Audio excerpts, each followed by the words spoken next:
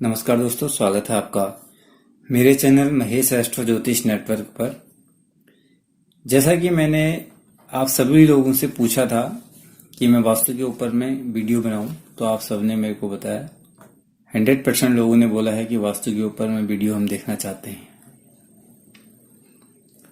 तो वास्तु के ऊपर वीडियो बनाने के लिए और वास्तु के संबंध में जो भी जानकारी मुझे है और उस जानकारी को आप सभी के लिए मैं लेकर के आया हूं और आप सभी लोगों का मेरे चैनल पर स्वागत है। मित्रों, इस सीरीज में मैं वास्तु से संबंधित आपको कई वीडियो क्रमबद्ध तरीके से बना करके दूंगा, जिसमें भवन निर्माण और उसके किस प्रकार के जगह का चयन, ये सब कुछ चीजें, उपाय या कहाँ क्या होना चाहिए, तो वास्तु से रिलेटेड जितनी भी जो भी जानकारियां आपको उपलब्ध मैं करा सकूंगा, मेरा प्रयास रहेगा कि मैं बहुत ही आसानी से और बहुत अच्छे से आपको उस जानकारी के विषय में बताऊंगा। जैसा कि आपने अभी तक की मेरी वीडियो देखी होंगी, क्योंकि मैं सामने से आपको बैठ करके सब कुछ बताता आया हूं, तो यहाँ पर कुछ चीजें मैं आपको समझाने की कोशिश करूंगा। तो उसके लिए मैंने थोड़ा सा पोजीशन चेंज करी है वीडियो की। तो आशा है आप लोगों को ये भी पसंद आएगा, क्योंकि आप मेरी आवाज सुन रहे हैं। तो मैं इतना आपके लिए कहूंगा कि सृष्टि के प्रारंभ से ही मनुष्य को रोटी, कपड़ा और मकान उसकी आवश्यकता रही है। उसको, मनुष्य को इन सब चीजों की जरूरत रही है। मूलभूत आवश्यकताओं में से ही एक हमारा जो भवन भी है, घर भी है, मकान भी है।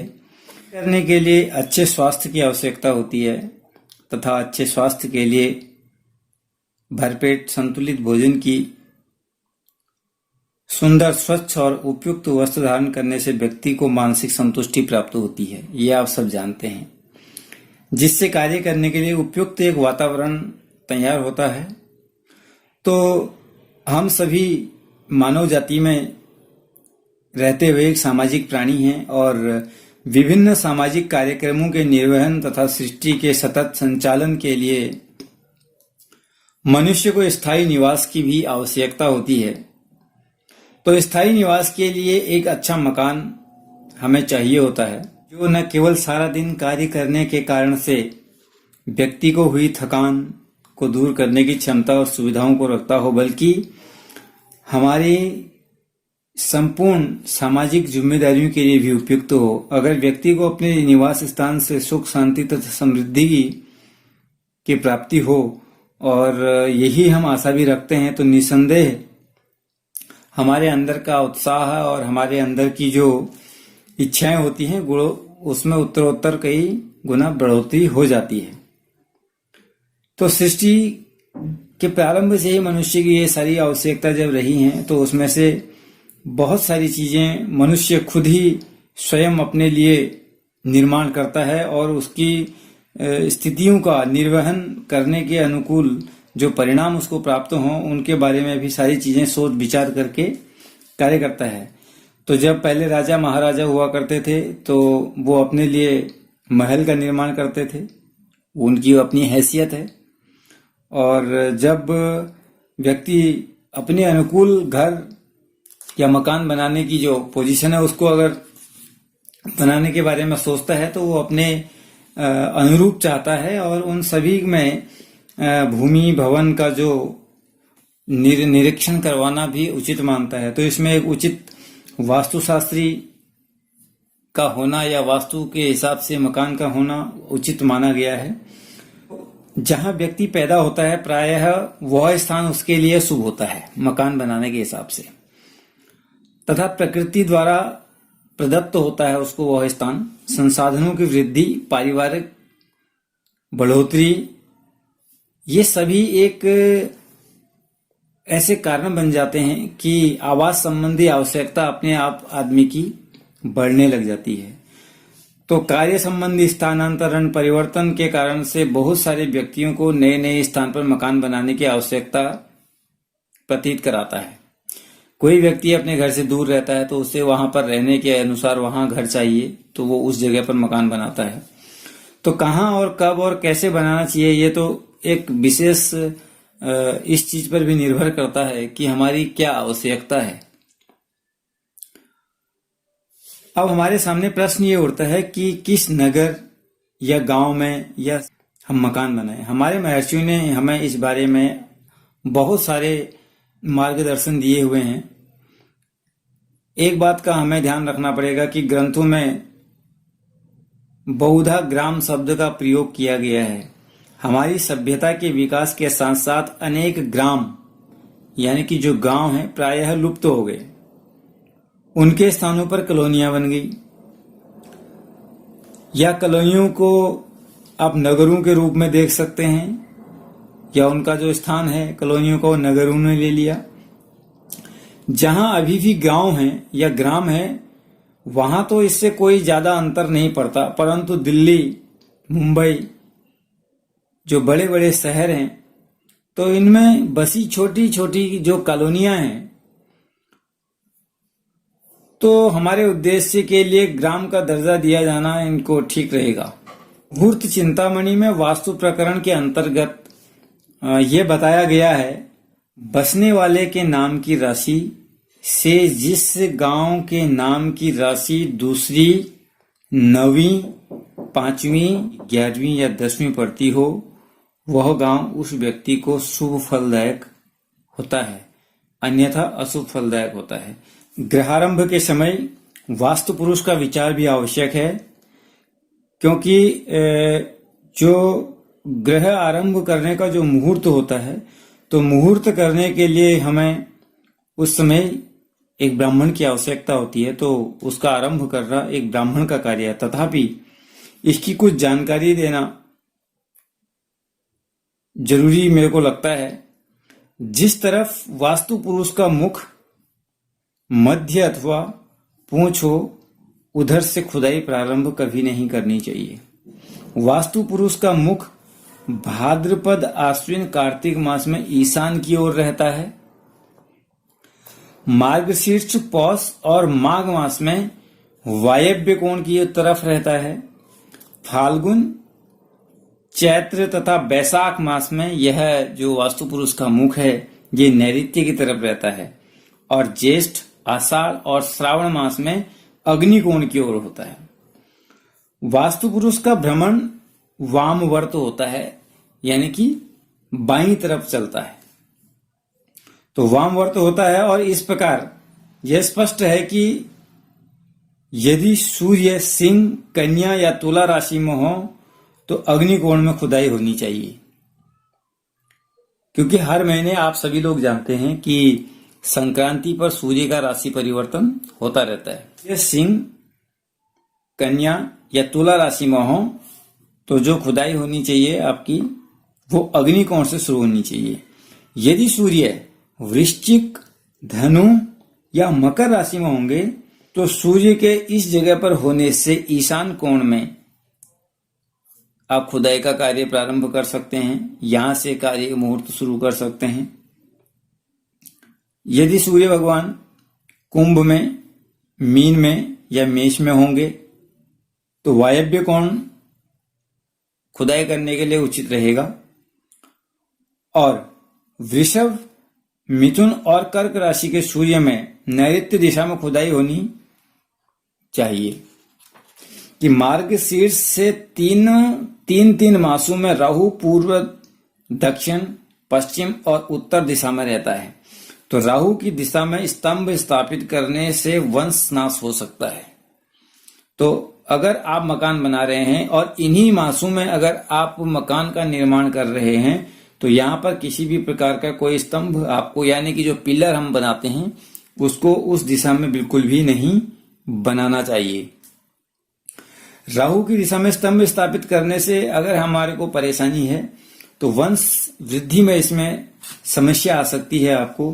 तो और दरवाजा स्थापित करने से अगर उस दिशा में हम कोई डोर बनाते हैं, यानी कि अपने आने जाने का दरवाजा लगा देते हैं, तो वहां पर अग्नि का भय रहता है।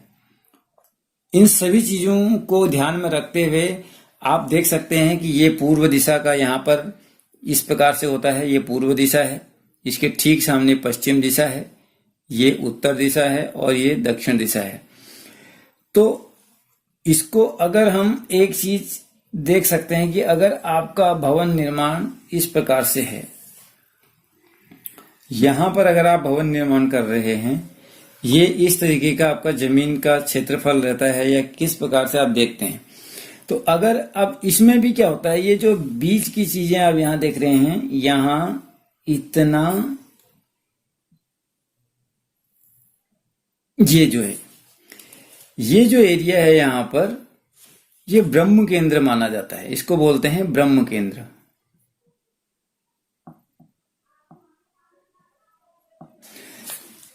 तो ये ब्रह्म केंद्र है। रखें इस एरिया को, आप हो सके तो खाली रखें घर के अंदर, और इधर आप इस तरीके से निर्माण कार्य कर सकते हैं।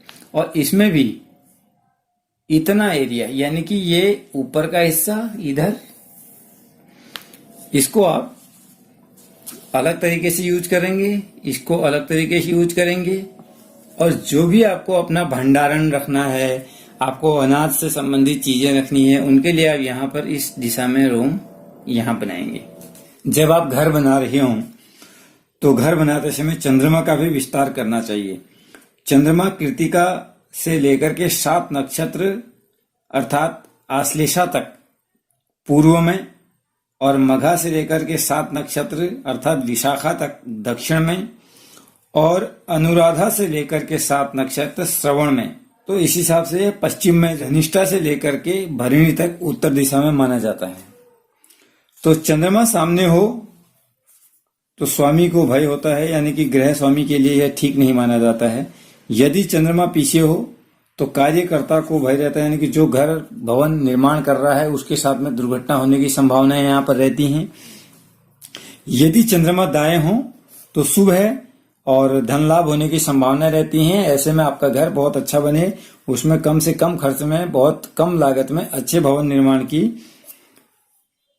बात मानी जाती है। अगर भवन निर्माण के समय में चंद्रमा बाएं हो तो उस भवन के निर्माण करने वाले व्यक्ति के साथ में पारिवारिक सुख समृद्धि और संपत्ति की वृद्धि मानी जाती है। यानी कि चंद्रमा को आगे और पीछे खराब माना जाता है भवन निर्माण के समय में, और अगर चंद्रमा उस समय हमारे बाएं भाव में हो तो भवन निर्माण में आपको अच्छा लाभ मिल सकता है और आपको बहुत अच्छी तरीके से उसका फायदा मिल सकता है, आपकी संपत्ति में वृद्धि हो सकती है। ग्रह का नक्षत्र और चंद्रमा के नक्षत्र को सप्तशलाका चक्र में रखकर देख करके ये देखना चाहिए कि दोनों किस दिशा में है। चंद्रमा का नक्षत्र और वास्तु का नक्षत्र भवन निर्माण के समय, यानी कि जब आप घर बना रहे हैं, उस घर बनाने के समय में मुख्य दरवाजे के सामने और पीछे, तो जैसे कि अभी बताया है कि सामने और पीछे अशुभ फल परिणाम उसके मिलने के चांस होते हैं। तो इसका आपको अच्छे से मुहूर्त निकाल लेना चाहिए, यानी आपका क्या लगन है, उस लगन के अकॉर्डिंग आपके नक्षत्र के हिसाब से, यानी कि आपकी राशि के हिसाब से अगर चंद्रमा का विचार किया गया है तो ऐसे लोगों के लिए चंद्रमा फलदायक रहते हैं। जैसे हम एक चीज आपको इस हिसाब से बता देते हैं, जैसे किसी भी व्यक्ति को कभी कोई काम करना है तो यहाँ पर आप देख सकते हैं, तो मेष, एक सिंपल सी बात ले लेते हैं, मेष, वृष और मिथुन। अब इन 3 राशियों में से यदि मेष का चंद्रमा हो, मेष राशि के अंदर में चंद्रमा हो, या वृष राशि के अंदर में चंद्रमा हो, या मिथुन राशि के अंदर में चंद्रमा हो, तो मेष, वृष, मिथुन का अगर चंद्रमा होगा तो इस हिसाब से अगर हम देखेंगे तो कहाँ ये समस्या है, इसमें चंद्रमा है तो इनके लिए तो ठीक है, लेकिन मेष, वृष, मिथुन का चंद्रमा होगा तो कर्क, सिंह और कन्या, इन लोगों के लिए ये अशुभ कंडीशन में माना जाएगा, क्योंकि यहां से ये ठीक चौथा आ जाएगा